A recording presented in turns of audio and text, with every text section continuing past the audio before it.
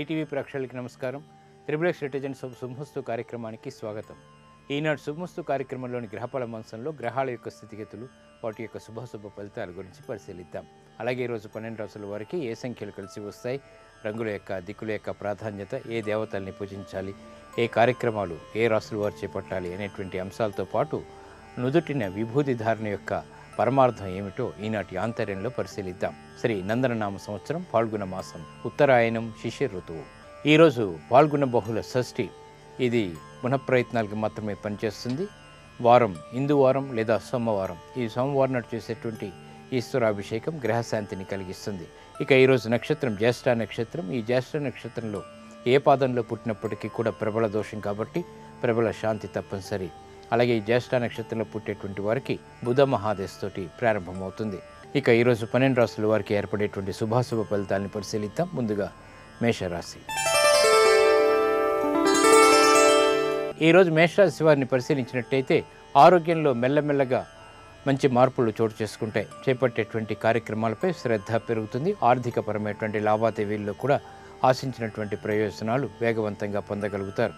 చిరు సమస్యలు ఉన్నప్పటికీ నెగ్గుకు రాగలుగుతారు. ఆరోగ్య విషయంలో ప్రతికూలత కొనసాగుతుంది. ప్రయాణాల విషయంలో జాగ్రత్తలు పాటించాలి. ఈరోజు మీ అదృష్ట సంఖ్య 2. తెలుపు వర్ణం ప్రశాంతతని పెంచుతుంది, ప్రమాదాల నుంచి రక్షిస్తుంది. తూర్పు దిక్కు ప్రయాణాలు శుభకరం. అనుకూల దైవం మహాకాళి. ఈరోజు మీరు మహాకాళి అమ్మవారిని దర్శించడం, అమ్మవారికి కుంకుమార్చన నిర్వహించడం వంటి కార్యక్రమాలు చంద్రుడి ద్వారా ఏర్పడేటువంటి ప్రతికూలతని దూరం చేస్తుంది. ఆర్థికపరమైనటువంటి ఆకస్మిక అనుకూలతని కలిగిస్తుంది. ఆరోగ్య పరీక్షలు ఈరోజు మీకు మేలును కలిగిస్తాయి. ఈరోజు వృషభ రాశి వారిని పరిశీలించినట్టయితే రాజకీయ రంగం వారికి బాగా కలిసి వస్తుంది. ఆర్థికపరమైనటువంటి వ్యవహారాల్లో అనుకూలత ఏర్పడుతుంది. గృహ సంబంధిత కార్యక్రమాల్లో కూడా చేపట్టేటువంటి కార్యక్రమాలు ప్రోత్సాహాన్ని కలిగిస్తాయి. వృత్తిపరమైనటువంటి విజయాలు తథ్యం. చేపట్టేటువంటి కార్యక్రమాల్లో ఆత్మవిశ్వాసం పెరుగుతుంది. విద్యా సంబంధిత వ్యవహారాల్లో అనుకూలత సాధించుకోగలుగుతారు. గృహ విషయాలు ఆనందాన్ని కలిగిస్తాయి. ఈరోజు మీ అదృష్ట సంఖ్య 1. పసుపు వర్ణం త్వరితగతిని శుభాల్ని కలిగిస్తుంది. ఈశాన్య దిక్కు ప్రయాణాలు శుభకరం. అనుకూల దైవం ఈశ్వరుడు. ఈరోజు మీరు శివాలయాన్ని దర్శించడం, ఈశ్వరుడికి అభిషేకాదులు నిర్వహించడం వంటి కార్యక్రమాలు మానసిక ప్రశాంతతని పెంచుతాయి. కార్యాల్లో కార్యసిద్ధిని కలిగిస్తాయి. విదేశీ వ్యవహారాలు, పెట్టుబడులు ఈరోజు మీకు లాభిస్తాయి. ఈరోజు మిథున రాశి వారిని పరిశీలించినట్టయితే ఆధ్యాత్మిక కార్యక్రమాల ద్వారా మానసిక ప్రశాంతతని పెంపొందింప చేసుకోగలుగుతారు. వృత్తిపరమైనటువంటి వ్యవహారాల్లో అభివృద్ధి ఏర్పడుతుంది. ఆర్థిక సంబంధ బాంధవ్యాలు మెరుగుపడతాయి. భాగస్వాములతో మైత్రి కొనసాగుతుంది. నూతన కార్యక్రమాలను ప్రారంభించగలుగుతారు. గృహ సంబంధిత కార్యక్రమాల్లో కూడా అనుకూలత ఏర్పడుతుంది. వ్యయం ఎక్కువగా ఉన్నప్పటికీ ఆదాయం కూడా వెన్నంటి ఉంటుంది. ఈరోజు మీ అదృష్ట సంఖ్య 9. ఆకుపచ్చ వర్ణం రక్షణకి తోడ్పడుతుంది. ఉత్తర దిక్కు ప్రయాణాలు శుభకరం. అనుకూల దైవం శ్రీ వెంకటేశ్వర స్వామి. ఈరోజు మీరు వెంకటేశ్వర స్వామిని దర్శించడం, స్వామికి అభిషేకాదులు నిర్వహించడం వంటి కార్యక్రమాలు ఆర్థికపరమైనటువంటి వ్యయాన్ని నియంత్రించగలుగుతుంది. శుభ వ్యయాన్ని పెంచుతుంది. వ్యాపార విస్తరణలు వంటివి ఈరోజు మీకు లాభిస్తాయి. ఈరోజు కర్కాటక రాశి వారిని పరిశీలించినట్టయితే మానసిక ఉల్లాసం కలిగి ఉంటారు. గృహ విషయాల్లో అనుకూలత సాధించగలుగుతారు. ఎదురు చూస్తున్నటువంటి వార్తలు రుచిస్తాయి. చేపట్టేటువంటి కార్యక్రమాలు ఆత్మవిశ్వాసాన్ని పెంచుతాయి. లాభదాయకమైనటువంటి కార్యక్రమ నిర్వహణ కొనసాగుతుంది. విద్యా సంబంధిత వ్యవహారాలు బాగా అనుకూలిస్తాయి. శత్రువులు మిత్రులవుతారు. ఈరోజు మీ అదృష్ట సంఖ్య 3. తెలుపు వర్ణం ప్రశాంతతకు దోహదపడుతుంది. తూర్పు దిక్కు ప్రయాణాలు శుభకరం. అనుకూల దైవం ఆంజనేయ స్వామి. ఈరోజు మీరు ఆంజనేయ స్వామిని దర్శించడం, స్వామికి అభిషేకాదులు నిర్వహించడం వంటి కార్యక్రమాలు మనోధైర్యాన్ని పెంచుతాయి. కార్యాల్లో విజయాలను తెచ్చిపెడతాయి. ఉద్యోగ సంబంధిత ప్రయత్నాలు ఈరోజు మీకు లాభిస్తాయి. ఆనందాన్ని కలిగిస్తాయి.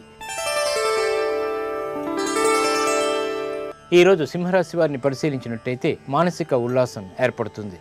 శత్రు భయం కూడా వెన్నంటి ఉంటుంది. చేపట్టేటువంటి కార్యక్రమాల్లో విఘ్నాలని చూసినప్పటికీ అంతిమ విజయాలు సాధించగలుగుతారు. స్థిరాస్తి విషయాల్లో జాగ్రత్తలు పాటించాలి. రాజకీయపరమైనటువంటి వ్యవహారాల్లో చిక్కులు కొనసాగుతాయి. ఆర్థికపరమైనటువంటి ఇబ్బందులు ఉన్నప్పటికీ నెగ్గుకు రాగలుగుతారు. వ్యవహార దక్షత ఏర్పడుతుంది. ఈరోజు మీ అదృష్ట సంఖ్య 6. ఎరుపు వర్ణం ధైర్యాన్ని కలిగిస్తుంది. దక్షిణ దిశ ప్రయాణాలు శుభకరం. అనుకూల దైవం లక్ష్మీ నరసింహస్వామి. ఈరోజు మీరు లక్ష్మీ నరసింహస్వామిని దర్శించడం, స్వామికి అభిషేకాదులు నిర్వహించడం వంటి కార్యక్రమాలు మానసిక ధైర్యాన్ని పెంచుతుంది. కార్యక్రమాల్లో విజయాలను తెచ్చిపెడుతుంది. స్థిరాస్తి అమ్మకాలు వంటివి ఈరోజు మీకు లాభిస్తాయి. ఈరోజు కన్యారాశి వారిని పరిశీలించినట్టయితే మానసిక వ్యాకులతలు తొలగిపోతాయి. చేపట్టేటువంటి కార్యక్రమాల్లో అదృశ్య సంఘటనల్ని చవి చూస్తారు. వృత్తిపరమైనటువంటి వ్యవహారాల్లో కూడా ఆందోళన తగ్గుతుంది. గృహ సంబంధిత కార్యక్రమాల్లో ఏర్పడినటువంటి చిరాకులు మటుమాయమవుతాయి. చేపట్టేటువంటి కార్యక్రమాలు ప్రోత్సాహాన్ని కలిగిస్తాయి. నూతన వ్యవహారాల్లో తలదూర్చి విజయాల్ని చేజిక్కించుకోగలుగుతారు.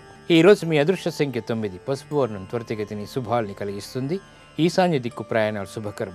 అనుకూల దైవం శ్రీ మహావిష్ణువు. ఈరోజు మీరు మహావిష్ణువుని దర్శించడం, విష్ణు సహస్రనామం పఠించడం వంటి కార్యక్రమాల ద్వారా ఆహ్లాదకర సంఘటనలు చోటు చేసుకుంటే మానసిక ప్రశాంతత పెరుగుతుంది. ఆధ్యాత్మిక కార్యక్రమాలు ఈరోజు మీకు సంతృప్తిని కలిగిస్తాయి. ఈరోజు తులారాశి వారిని పరిశీలించినట్టయితే ఆదాయాన్ని పెంపొందింప చేసుకోగలుగుతారు. అనిశ్చితి ఉన్నప్పటికీ విజయాలు కూడా వెన్నంటి ఉంటాయి. చేపట్టేటువంటి కార్యక్రమాల్లో ఓర్పుతో కూడినటువంటి నిర్వహణ తప్పనిసరి. ఉత్తమమైనటువంటి నిర్ణయాలు ఉద్యోగరీత్యా తీసుకోగలుగుతారు. బాధ్యతలు పెరిగినప్పటికీ నిర్వహణ కొనసాగుతుంది. గృహ సంబంధిత కార్యక్రమాల్లో చిరు సమస్యల్ని ఎదుర్కోవాల్సినటువంటి ఆవశ్యకత ఏర్పడుతుంది.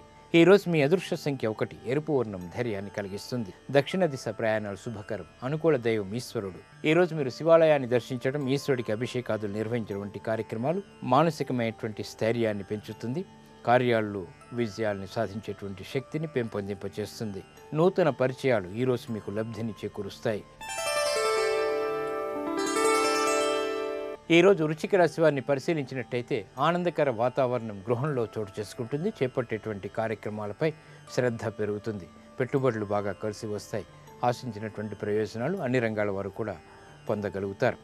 నూతన కార్యక్రమాల ద్వారా విజయాలు ఏర్పడతాయి. గృహ సంబంధిత కార్యక్రమాలు సామాన్యంగా ఉన్నప్పటికీ కీలక నిర్ణయాలు తీసుకోగలుగుతారు. ఉద్యోగ సంబంధిత వ్యవహారాల్లో ఆశించినటువంటి ప్రయోజనాల్ని పొందగలుగుతారు. అభివృద్ధికి చేపట్టేటువంటి కార్యక్రమాలు సత్ఫలితాలను కలిగిస్తాయి. ఆరోగ్యం పదిలం. ఈరోజు మీ అదృష్ట సంఖ్య 2. తెలుపు వర్ణం ప్రశాంతతని పెంచుతుంది. తూర్పు దిక్కు ప్రయాణాలు శుభకరం. అనుకూల దైవం శ్రీ మహాకాళి. ఈరోజు మీరు మహాకాళి అమ్మవారిని దర్శించడం, అమ్మవారికి కుంకుమార్చన నిర్వహించడం వంటి కార్యక్రమాలు ఉత్తమ నిర్ణయాల ద్వారా విజయాలను తెచ్చిపెడతాయి. కోర్టు సంబంధిత వ్యవహారాలు, ప్రక్రియలు, సంభాషణలు ఈరోజు మీకు లాభిస్తాయి. ఈరోజు ధనుసు రాశి వారిని పరిశీలించినట్టయితే వాహన సంబంధిత వ్యవహారాల్లో విజయాలు చేకూరుతాయి. నూతన నిర్ణయాలు తీసుకోగలుగుతారు. అభివృద్ధికి చేపట్టేటువంటి కార్యక్రమాలు వ్యాపార విస్తరణలకు బాగా ఉపయోగపడతాయి. మానసిక ధైర్యం పెరుగుతుంది. చేపట్టేటువంటి కార్యక్రమాలపై బాధ్యతలు పెరుగుతాయి. ఉత్తమమైనటువంటి నిర్ణయాలు తీసుకోగలుగుతారు. గృహ విషయాల్లో ఆశించినటువంటి ప్రయోజనాలు పొందగలుగుతారు. ఆనందకర వాతావరణం కొనసాగుతుంది. వినోదాల్లో పాల్గొంటారు. ఈరోజు మీ అదృష్ట సంఖ్య 5. ఎరుపు వర్ణం ధైర్యాన్ని కలిగిస్తుంది. దక్షిణ దిశ ప్రయాణాలు శుభకరం. అనుకూల దైవం శ్రీ మహాలక్ష్మి.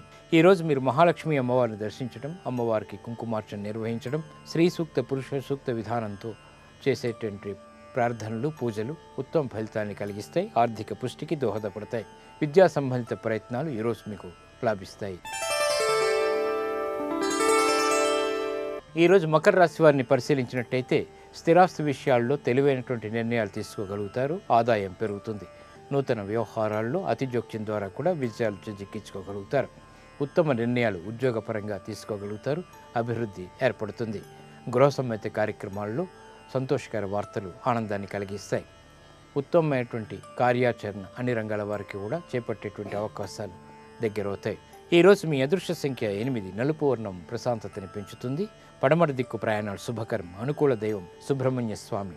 ఈరోజు మీరు సుబ్రహ్మణ్య స్వామిని దర్శించడం, స్వామికి అభిషేకాదులు నిర్వహించడం వంటి కార్యక్రమాలు మానసిక ప్రశాంతతకి దోహదపడతాయి. ఆరోగ్య రక్షణకి దోహదపడుతుంది.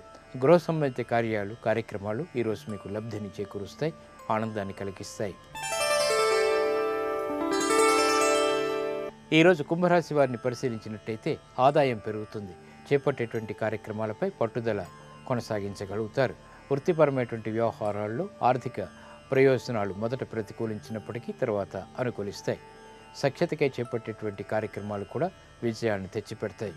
ఆర్థికపరమైనటువంటి అంశాల్లో జాగ్రత్తతో కూడినటువంటి నిర్ణయాల ద్వారా విజయాలు సాధించగలుగుతారు. ఆరోగ్య క్రమశిక్షణ కొనసాగుతుంది. ఈరోజు మీ అదృష్ట సంఖ్య 4. ఆకుపచ్చ వర్ణం రక్షణకి తోడ్పడుతుంది. ఉత్తర దిక్కు ప్రయాణాలు శుభకరం. అనుకూల దైవం ఆంజనేయ స్వామి. ఈరోజు మీరు ఆంజనేయ స్వామిని దర్శించడం, స్వామికి అభిషేకాదులు నిర్వహించడం, తమలపాకులతో పూజించడం వంటి కార్యక్రమాలు ఆత్మస్థైర్యాన్ని పెంచుతాయి. ఆశించినటువంటి ప్రయోజనాల్ని దగ్గర చేస్తాయి. దూర ప్రయాణాలు ఈరోజు మీకు లబ్ధిని చేకూరుస్తాయి, ఆశించినటువంటి ప్రయోజనాన్ని కలిగిస్తాయి.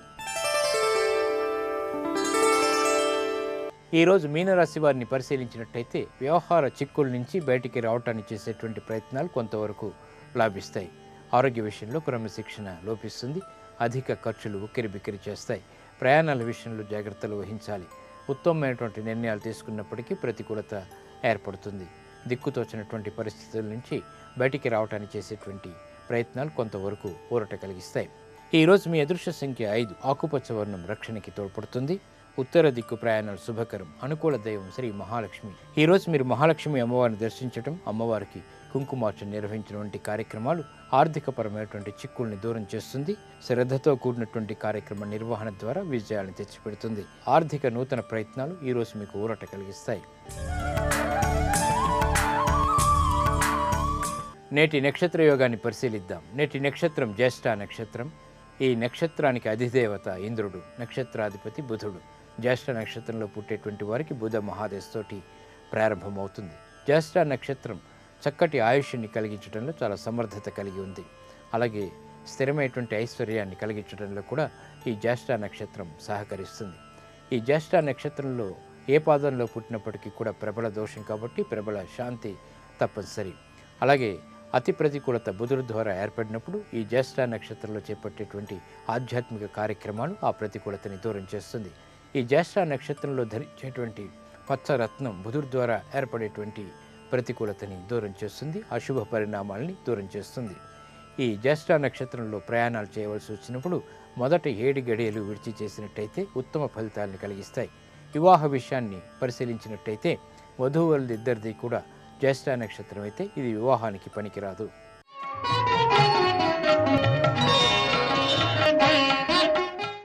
విభూది అంటే ఐశ్వర్యం. శివునికి చాలా ప్రీతికరమైనది విభూది ధారణ. విభూది ధారణ నుదుటిన చేయడం ద్వారా ఉత్తమమైనటువంటి జ్ఞానం లభిస్తుంది. అలాగే చాలా రకాలైనటువంటి ప్రయోజనాలు ఉన్నాయి. అవి ఏమిటో పరిశీలిద్దాం. విభూది అంటే ఐశ్వర్యం. విభూదిని నుదుటిన అడ్డంగా ధరించడం వెనక ఎన్నో అంతరార్థాలు, యోగ రహస్యాలు ఉన్నాయి. ముక్కికి ఉన్న కుడి రంధ్రం పేరు పింగళ, ఎడమ రంధ్రం పేరు ఇడ. ఈ రెండిటి నడుమ కనిపించినది అయినటువంటి నాడి పేరు సుషుమ్న. ఇది దేవతలకు నెలవు. ఈ 3 వేరువేరు చోట్ల బయలుదేరి 3 కలిసే చోట 2 కనుబొమ్మల మధ్య ప్రదేశం. దీన్నే ప్రయాగ అంటారు. దీన్నే త్రివేణి సంగమం అని కూడా వ్యవహరిస్తారు. ప్రయాగ అంతటి పవిత్రమైనటువంటి ప్రదేశంలో సూర్యుని ప్రతీకగా ఎర్ర కుంకుమని బొట్టుగా అక్కడ అలంకరించుకోవాలి. గంగ అనేది స్వర్గ, మత్స్య, పాతాళ అనే 3 చోట్ల ప్రవహిస్తుంది కాబట్టి దీన్ని త్రిపదగ అని వ్యవహరిస్తారు. శంకరుణ్ణి సర్వజ్ఞుడు అంటానికి కారణం గంగ అనే జ్ఞానాన్ని తలని ధరించడమే. నది ప్రవహించేది అడ్డంగానే కాబట్టి విభూతిని అడ్డంగానే ధరిస్తారు. ఈ 3 పాయల్లో పై 2 ఒక దిక్కుకి, మధ్యపాయ మరో దిక్కుకి ప్రవహిస్తుంది కాబట్టి పై 2 చారల్ని ఎడమ నుంచి కుడికి రాసి చివరి చారను మాత్రం కుడి నుంచి ఎడమకి రాస్తారు. ఈ రకంగా విభూతి ధారణ నుదుటిని చేయడం ద్వారా ఉత్తమమైనటువంటి జ్ఞానం లభించడమే కాకుండా ఐశ్వర్యం కూడా లభిస్తుంది. ఇవి ఈనాటి శుభమస్తు కార్యక్రమంలోని గ్రహబల మంచంలోని విశేషాలు. ఇప్పుడు గృహబల మంచంలో వాస్తు విశేషాలు తెలుసుకుందాం. తిరిగి రేపటి శుభమస్తు కార్యక్రమంలో కలుసుకుందాం. నమస్కారం.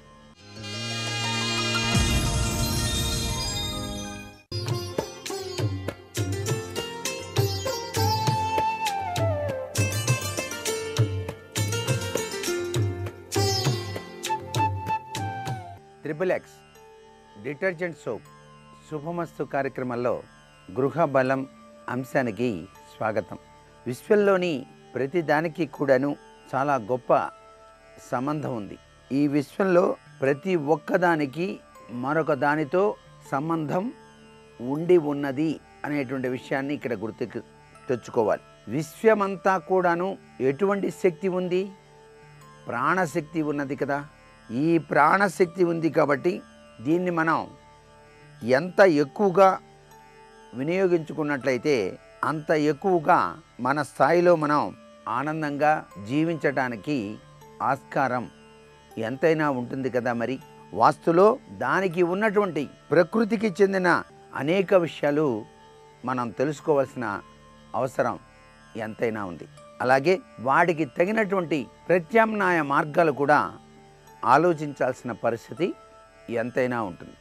అంటే విశ్వంలో ఉన్నటువంటి దేదీప్యవంతమైనటువంటి శక్తికి ప్రతి ఒక్క వస్తువుకి కూడాను అవినాభావ సంబంధం ఉంటుందని, వాస్తుశాస్త్రరీత్యా కూడాను ఈ యొక్క శక్తి తరంగాల యొక్క ప్రభావం గృహంలో పనిచేస్తుంది అనేటువంటి విషయం మనం ఇక్కడ బాగా అర్థం చేసుకోవాలి. ఈ విశ్వశక్తిలో ఉన్నటువంటి శక్తి పుంజాల యొక్క ప్రభావం గృహవాస్తులో ఏ తీరులో పనిచేస్తుంది అని చెప్పేసి ఆలోచిస్తే, ఉదయాన్నే నిద్ర లేవగానే అన్ని తలుపులు కూడా తీసేయండి అని చెప్తాం. అంటే ఆ యొక్క వాకిలి తలుపు దగ్గర నుంచి కిటికీల తలుపుల వరకు కూడా తెరిచి ఉంచాలి అన్నాం. ఆ విశ్వశక్తి దేనిలో నుంచి వస్తుందండి? సూర్యకిరణ ప్రభావం నుంచి వస్తుంది. ఆ సూర్యకిరణాలు ఇంటిలోకి అలా గనక వచ్చినట్టయితే శక్తి పుంజతత్వం ఆ ఇంటిలో విరాజిల్లుతుంది అనేటువంటి విషయాన్ని ఇక్కడ బాగా అవగాహన చేసుకోవాలి. అలాగే మనం నివసించేటువంటి భూమి, ఆ భూమి నుంచి కూడాను వెలువడేటువంటి శక్తి పుంజాలు ఉంటాయి. అందుకే మనం ఇళ్లల్లో కూడా దేవతా మందిరంలో పూజ చేసుకునేటప్పుడు తప్పనిసరిగా ఆసనం వేసుకొని కూర్చోవాలి అన్నారు. ఆసనం వేసుకోకుండా పూజ చేసినట్లయితే భూమిలో ఉండేటువంటి అయస్కాంత కిరణ ప్రభావాలు ఉన్నాయే, మన శరీరంలో మనం చేసిన పూజనంతా కూడాను లాగేస్తాయి. ఇలా లాగివేయకుండా ఉండటానికి మనం ఏం చేయాలి? తప్పనిసరిగా ఒక ఆసనం వేసుకోవాలి. ఆసనాల్లో కూడాను చాలా విశిష్టవంతమైనటువంటి ఆసనాలు కూడా చెప్పారు. పూజా మందిరంలో మనం వినియోగించుకునేటువంటి ఆసనాల్లో దర్భాసనం చాలా విశిష్టవంతమైనదిగా చెప్పారు. దర్భాసనం వేసుకొని దర్భాసనం మీద భాష్యం పట్టు వేసి చక్కగా పూజా మందిరంలో కూర్చొని కనుక మనం ధ్యానం చేసినట్లయితే విశ్వజనీయమైనటువంటి శక్తి పుంజాలు, మనం చేసేటువంటి ఆ యొక్క మంత్ర తరంగాలు మన శరీరంలోకే చాలా చక్కగా ప్రవేశించి మనలో దేదీప్యవంతమైనటువంటి జ్ఞానప్రాప్తిని సాధింప చేసుకోవడానికి ఆస్కారం ఎంతగానో ఉంటుంది అనేది ఇక్కడ మనం గమనించాల్సింది. అంటే భూమికి అతీంద్రమైనటువంటి శక్తి తరంగాలు ఉంటాయి భూమిలో. కాబట్టి ఇవి భూమిలో ఉండేటువంటివి పాజిటివ్. ఇకపోతే నెగిటివ్ అనేటువంటిది అయస్కాంత తరంగాలుగా ఉంటాయి. మరి భూమిలో నెగిటివ్ తత్వం ఉంటేనే కదా ఇక్కడ నీరు పడుతుందా, ఇక్కడ నీరు పడదా అని చెప్పేసి కూడా గ్రహించేటువంటి శాస్త్రవేత్తలు మనకు ఉన్నారు. చక్కగా వెళ్ళి ఇక్కడ తవ్వండాయా బాబు నీరు పడుతుందంటే అక్కడ తవ్వితే నీరు పడుతుంది. ఆ తరంగాల యొక్క ప్రభావాన్ని అంచనా వేసుకొని చెప్పడం అన్నమాట. నడుస్తూ ఆ ఒక కర్రను తీసుకొని ఇలా ఇలా కొట్టుకుంటూ వెళ్తారు. ఆ కర్ర ఎక్కడైతే అలా అలా అలా కొట్టుకుంటూ వెళ్తారో వాళ్ళకి తెలుస్తుంది ఆ యొక్క ప్రభావం. వెంటనే అక్కడ గీత గీసేస్తాడు, ఇక్కడ దవ్వుకోండి సార్ అంటాడు, అక్కడ నీళ్లు పడిపోతాయి. ఇదంతా ఎలా తెలుసు ఆయనకి అంటే ఆయన భూగర్భ శాస్త్ర నిపుణుడు. భూగర్భ శాస్త్రాన్ని బాగా అధ్యయనం చేశాడు కాబట్టి ఆయనకి ఆ విషయం బాగా అవగాహన అయిందనమాట. దీన్ని బట్టి మనకేం తెలుస్తోంది? భూమి లోపల చాలా చక్కటి యోగవంతమైనటువంటి శక్తి పుంజాలు ఉన్నాయి అని. అయితే ఈ అయస్కాంత కిరణాలు మాత్రం శరీరాన్ని లాగేస్తాయి. మన శరీరం విద్యుత్ అయస్కాంత శక్తితో కూడి ఉన్నది కదా, ఈ విద్యుత్తునంతా లాగేసే శక్తి భూమికి ఉన్నది. ఇంత గొప్ప విశేషం ఉంది కాబట్టే విశ్వజనీయమైనటువంటి శక్తి పుంజాల పట్ల మనం అప్రమత్తలమై ఉండాలి అని చెప్పేసి ఇక్కడ గ్రహించాల్సిన పరిస్థితి. ఇకపోతే గాలి, పూర్తిగా గాలి రాకుండా ఉన్నటువంటి ఇంట్లో ఉంటే ఏమనిపిస్తుంది? అస్సలు ఊపిరి అట్టలేదండి అని చెప్పేసి ఫ్యాన్లు వేసుకోవటమో ఏసీలు బిగించుకోవడమో జరుగుతుంది. గాలి అనేది ప్రకృతి సిద్ధంగా వచ్చేటువంటి గాలి వలన ఆరోగ్యం ఏర్పడుతుంది. ఇది విశ్వజనీయమైనటువంటి శక్తి తరంగాల యొక్క ప్రభావం. వేప చెట్లు పెంచారనుకోండి ఇంటి ప్రాంగణంలో, ఆ వేప చెట్టు గాలి ఎంతటి యోగవంతమైన ప్రభావాన్ని ఇస్తుందో మనిషి జీవితానికి. అందుకే వేప చెట్టు నుంచి వచ్చేటువంటి గాలి నుంచి వచ్చేటువంటి ఆ విశ్వజనీయమైనటువంటి శక్తి పుంజాలు మనకు ఆరోగ్యాన్ని ప్రసాదిస్తాయి. అందుచేత గాలికి కూడా ప్రముఖ పాత్ర వాస్తుశాస్త్రరీత్యంలో చెప్పడం జరిగింది. వాయువ్యాన్ని పూర్తిగా మూత వేసి ఇల్లు కడితే ఏమనిపిస్తుంది? గాలి ఎక్కడి నుంచి వస్తుందండి? రాదు కదా. వాయువ్యం ఎప్పుడూ కూడా మూత వేయకూడదు అన్నది వాస్తులో ముఖ్యమైనటువంటి సూత్ర ప్రాతిపదికగా ఇక్కడ మనం గమనించాలి. అలాగే వెలుతురు రావడానికి పూర్వకాలంలోనండి చాలా చక్కగా పెంకుటిళ్ళు దగ్గర నుంచి కూడా పైభాగాన అద్దాలు అమర్చేవాళ్ళు, చక్కటి అద్దాలు. ఆ అద్దాల్లో నుంచి కాంతి పుంజాలు ఇంట్లో పడుతూ ఉండేవి. చాలా గొప్ప విశేషం ఇది. అంటే ఇక్కడ వెలుతురికి అత్యధిక స్థానం ఇచ్చారు అన్నమాట. నేటి వాస్తు సందేహాన్ని గనక పరిశీలించినట్లయితే చాలా చక్కగా అందంగా గృహం కట్టుకున్నాం. ఆ గృహం కట్టుకున్న తర్వాత నరదృష్టి ప్రభావం నుంచి బయటపడటానికి ఏదైనా వాస్తు ఉపాయం ఉందా అని చెప్పేసి ప్రశ్న. సహసిద్ధంగా ప్రతి వాళ్ళు కూడాను తమ గృహాన్ని అందంగానే నిర్మించుకుంటారు. ఆ యొక్క రంగుల విషయంలోనూ వాటిలో కూడాను వాస్తుశాస్త్రరీత్యా పాటించడం జరుగుతుంది. అయితే నరఘోష నరదృష్టి ప్రభావం నుంచి బయలుపడటానికి అనేక ఉపాయాలు ఉన్నప్పటికీ మీకు కనుక గుర్రపు నాడ కనుక దొరికినట్లయితే గుర్రానికి వాడినటువంటి గుర్రపు నాడ తప్పనిసరిగా ఇంటికి సింహద్వారం పక్కన చక్కగా గోడకి బిగించి ఆ నాడాని తిప్పి కొట్టాలి. అంటే గా ఆకృతిలో. నాడా సహజసిద్ధంగా ఇలా ఉంటుంది కదా, దాన్ని తిప్పేస్తే గా ఆకృతి వస్తుంది. ఆ గా ఆకృతిలో కొట్టి రెండు వైపులా కూడాను ఓంకారం స్వస్తిక్కు సింబల్ వేయాలి. అలా గనక వేసినట్లయితే నరదృష్టి ప్రభావం నుంచి బయలుపడటానికి ఆస్కారం ఉంటుంది. మరికొన్ని ముఖ్య విషయాలు మర్నాడు చెప్పుకుందామా మరి. సర్వే జనా సుఖినో భవంతు.